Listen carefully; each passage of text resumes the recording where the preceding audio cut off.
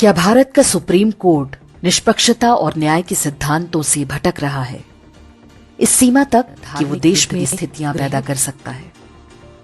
हो सकता है कि आप इस बात से सहमत हो या सहमत नहीं हो, किंतु न्यायपालिका से जुड़े कुछ तथ्य हैं जो हमें भूलने। इस वीडियो में हम 10 ऐसे महत्वपूर्ण अवसरों के बारे में बताएंगे जब सर्वोच्च न्यायालय के जजों ने कुछ ऐसा किया जिसे हिंदुओं के प्रति पूर्वाग्रह और असंवेदनशीलता माना।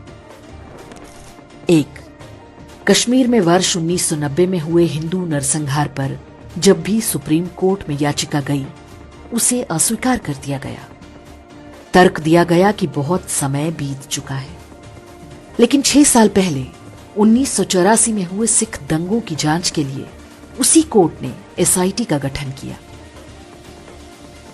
केंद्र सरकार ने जब कश्मीर में इस्लामी आतंकवाद के लिए जिम्मेदार धारा 370 हटाई, सुनवाई तो सुप्रीम कोर्ट ने उच्च स्तरीय बेंच का गठन कर दिया, जबकि वो एक विधायी निर्णय था जिसका किसी न्यायालय से कोई लेना देना नहीं। 2. वक्फ एक्ट में वर्ष 1995 में वे प्रावधान जोड़े गए थे जिनसे मुसलमानों को अधिकार मिल गया था कि वे जब चाहें किसी भी भूमि पर दावा ठोक सकते हैं और पीड़ित व्यक्ति इस अन्याय के विरुद्ध कोर्ट भी नहीं जा सकता। स्वतः संज्ञान लेना तो दूर, जो हिंदू इस पक्षपाती कानून के विरुद्ध सुप्रीम कोर्ट गए, उन्हें भी ये कहकर भगाया जाता रहा कि तुम्हारा इस केस से क्या लेना देना है, और आर्थिक दंड लगाया गया। कई लोग पूरे 30 साल तक सुप्रीम कोर्ट को एक बार भी नहीं लगा कि वक्फ एक्ट संविधान में सेक्युलरिज्म की मूल भावना के विरुद्ध है। बोर्ड ने 20 लाख एकड़ से अधिक भूमि हड़प ली और न्यायपालिका तमाशा देखती रही। और जब इस अन्याय पर रोक लगी तो जज साहब पंचायत लगाकर बैठ गए। ऐसी ऐसी टिप्पणियां की जाने लगी जो करोड़ों हिंदुओं के लिए जले पर नमक की तरह है। 3. सुप्रीम कोर्ट बहुत ठसक के साथ कहता है कि भारत सेक्युलर देश है, लेकिन वर्ष 2012 में जब हिंदू मंदिरों पर सरकारी नियंत्रण का मुकदमा पहुंचा तो उसे सांप सूंघ गया। 1 दशक से अधिक समय तक याचिका पर कुंडली मारकर बैठने के बाद कह दिया कि याचिकाकर्ता को हाई कोर्ट जाना चाहिए, जबकि इसी देश में सरकारी सब्सिडी पर हज यात्राएं चलती रहीं, लाखों मौलवियों को टैक्सपेयर के पैसे से वेतन दिया जाता रहा, एएमयू और जामिया जैसे तथा कथित अल्पसंख्यक विश्वविद्यालयों और मदरसों को सरकारी खजाने से करोड़ों का फंड दिया जाता रहा। मंदिरों में हिंदुओं के चढ़ावे के पैसे चर्च और लेकिन एक बार भी सुप्रीम कोर्ट को धर्मनिरपेक्षता की चिंता नहीं हुई। एक साधारण सा तर्क सर्वोच्च न्यायालय के खानदानी जजों के पल्ले नहीं पड़ा कि यदि भारतीय राज्य तो वो हिंदू मंदिरों को नियंत्रित कैसे कर रहा है। हास्यास्पद बात ये कि वक्फ एक्ट पर सुनवाई करते हुए चीफ जस्टिस संजीव खन्ना उसकी तुलना हिंदू मंदिरों के बोर्ड से करने लगे। 4. कांग्रेस सरकार ने वर्ष 2009 में शिक्षा का अधिकार यानी राइट टू एजुकेशन नाम से ऐसा कानून बनाया जो हिंदुओं द्वारा संचालित स्कूलों को बाध्य करता है कि वे 1/4 सीटों पर गरीब बच्चों को मुफ्त में पढ़ाएं।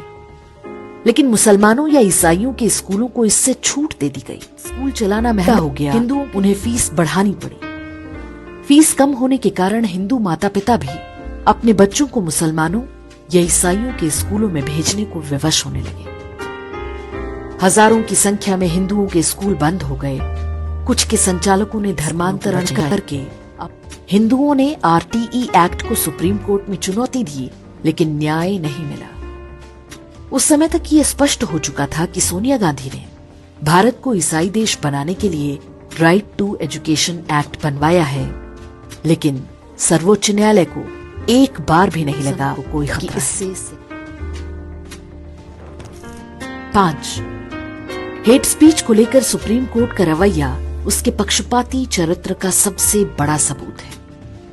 28 अप्रैल 2023 को सुप्रीम कोर्ट ने आदेश दिया कि यदि हेट स्पीच की कोई घटना होती है तो राज्य सरकारों को तुरंत चाहे शिकायतकर्ता हो या ना हो, यदि इसमें देरी होगी तो राज्य सरकार पर अवमानना का केस चलेगा। उदयनिधि स्टालिन और डीएमके नेताओं ने सनातन धर्म को लेकर आपत्तिजनक बयानों की झड़ी लगा दी, लेकिन तमिलनाडु सरकार ने कोई एफआईआर नहीं दर्ज की। अपने ही आदेश के उल्लंघन पर सुप्रीम कोर्ट ने चुप्पी साध ली। जस्टिस की आदेश देने वाली कोर्ट में जब उदयनिधि स्टालिन के बयानों की चर्चा की गई तो उन्होंने मुस्कुराते हुए इसे अभिव्यक्ति की स्वतंत्रता बताने का प्रयास किया। सर्वोच्च न्यायालय ने लगभग स्पष्ट कर दिया है कि नुपुर शर्मा जब कुरान की आयतों को कोट करेंगी तो वो हेट स्पीच होगा। सनातन धर्म जब डेंगू मलेरिया बताएगा या कोई मुसलमान 15 मिनट पुलिस हटा लेने की धमकी देगा तो वो अभिव्यक्ति की स्वतंत्रता माना जाएगा। 6. भारत में प्राचीन परंपरा रही है। विशेष रूप से शाक्त संप्रदाय में ये आवश्यक माना जाता है। त्रिपुरेश्वरी मंदिर और कुल्लू के दशहरे के दौरान होने वाली पशु बलि पर, इसी तरह जल्लीकट्टू पर बैलों की रेस पर सुप्रीम कोर्ट ने रोक लगाई। लेकिन जब बकरीद में लाखों पशुओं की हत्या का विषय आता है तो न्यायपालिका गांधी का बंदर बन जाती है। बकरीद पर सबसे क्रूर हलाल तरीके से पशु की गले की धारदार हथियार से काटा जाता है, जिससे वो काफी देर तक तड़प तड़प कर मरता है। 7. मुंबई के लोकप्रिय दही हांडी पर्व पर सुप्रीम कोर्ट ने यह कहते हुए प्रतिबंध लगाया कि इससे लोगों की जान को खतरा है, लेकिन मुहर्रम पर होने वाले किसी भी अदालत ने संज्ञान लेने का साहस नहीं दिखाया। 8. सुप्रीम कोर्ट ने प्रदूषण की आड़ में दिवाली के पटाखों पर प्रतिबंध लगा रखा, जबकि ये सिद्ध हो चुका है कि प्रदूषण उसी दौरान खेतों में पराली जलाने के कारण होता है। अदालत के आदेश पर हर वर्ष दिवाली पर हजारों हिंदू परिवारों का, लेकिन जब पाकिस्तान की जीत पर मुस्लिम बहुल क्षेत्रों में आतिशबाजी होती है तो कोर्ट उसका कभी संज्ञान नहीं लेता। 9. अयोध्या राम मंदिर केस, जिसे हिंदू अपनी बड़ी न्यायिक जीत मानते हैं, उसी निर्णय में सुप्रीम कोर्ट ने 1991 के बेसिस ऑफ वर्शिप, जबकि अयोध्या को शुरू से ही इससे बाहर रखा गया था। निर्णय पढ़कर ऐसा लगता है मानो हिंदुओं को अयोध्या का मंदिर देने के बदले में जज अपनी व्यक्तिगत कुंठा निकाल रहे हो। राम मंदिर केस में सुप्रीम कोर्ट की ये टिप्पणियां न्याय की सार्वभौमिकता के सिद्धांत। 10. शनि शिग्नापुर और सबरीमाला भारत में हिंदुओं के साथ न्यायिक भेदभाव का सबसे भयानक उदाहरण है। कुछ प्रायोजित महिलाओं से याचिका डलवाई गई और सुप्रीम कोर्ट पंचायत लगाकर बैठ गई, मानो मात्र इन 2 मंदिरों में यदि महिलाओं को नहीं जाने दिया गया तो कोई बहुत बड़ी आपदा आ जाएगी। जजों ने भी हिंदू रिवाजों और परंपराओं पर बेहूदी टिप्पणियां की, जिनके खुद के मजहबों में महिलाओं को पूजा स्थलों में घुसने नहीं दिया जाता। लेकिन उन्हीं दिनों जब हाजी अली दरगाह और अन्य मस्जिदों में मुस्लिम महिलाओं के प्रवेश का विषय आया तो सर्वोच्च न्यायालय ने लीपापोती कर दी। ऐसे ढेरों और उदाहरण दिए जा सकते हैं जब उच्च न्यायपालिका ने दिखाया है कि एक जैसे ही मामलों में उसके पास 2 अलग अलग पैमाने हैं।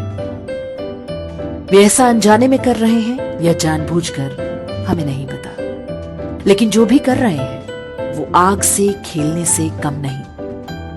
ऐसे में ये संयोग से अधिक प्रयोग न्यायपालिका के खानदानी जजों पर या तो ग्लोबल लेफ्ट का प्रभाव कुछ ज्यादा ही है, या वे किसी ऐसे डीप स्टेट का औजार बन रहे हैं जिनके माध्यम से भारत को अराजकता और गृह युद्ध में झोंकने की तैयारी चल रही है।